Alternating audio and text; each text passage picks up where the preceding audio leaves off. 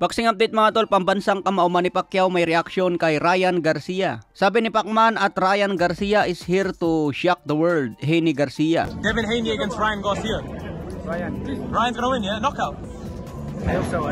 Totoo naman yung prediksyon ni Pacman mga tol, Ryan Garcia for the win. Hindi lang basta nanalo mga tol, talagang ginulat niya ang boxing world. Maraming analyst na naman sa boxing ang nagkamali ng prediksyon. Samantala, Oscar De La Hoya, marami nga po ang bumabati ko sa kanya. Noong panahon daw na natalo si Ryan Garcia kay Tank Davis, hindi man lang niya sinamahan si Ryan Garcia sa post-fight interview. Biglang nawala nga po si Oscar De La Hoya at Bernard Hopkins noon. Paliwanag ni Oscar De La Hoya, may nagbabanta raw sa buhay niya noon, kaya hindi na pumunta sa post-fight interview ni Ryan matapos matalo kay Tank Davis. Pero ngayon mga tol, tignan nyo naman si Oscar De La Hoya, tuwang-tuwa sa tabi ni Ryan. So kung nananalo pala si Ryan Garcia, nandyan lagi si Oscar De La Hoya. Ngunit kung matalo na biglang nawawala. Kaya binabatikos ngayon si Oscar De La Hoya. Pero sinabi ni De La Hoya dyan mga tol, kung sakali makipag-rematch si Tank Davis, dapat daw umakyat na si Tank Davis sa 145 pounds. Hindi na raw kakayanin ni Ryan Garcia na bumaba pa sa 140 pounds dahil mas komportable daw ang katawan niya sa 145 o kaya 147.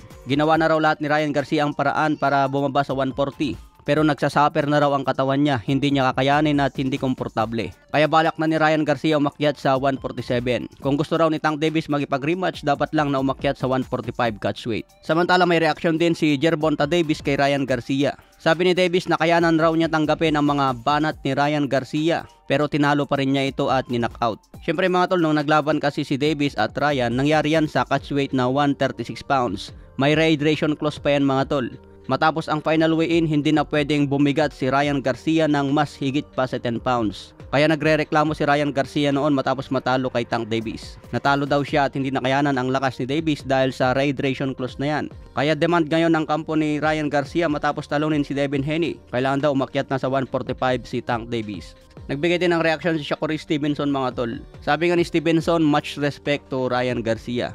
Let's make it happen. My guy, beautiful performance. So interesado na naman itong si Stevenson na labanan si Ryan Garcia. Kung dati si Devin Haney ang binabanatan niya, ngayon naman si Ryan Garcia na dahil panalo sa laban. Pagdating naman po sa WBC ni Devin Haney, marami ang nagsasabi na dapat bakante ito dahil natalo siya. Pero nagbigay nga po ng update ang presidente ng WBC na si Mauricio Sulaiman.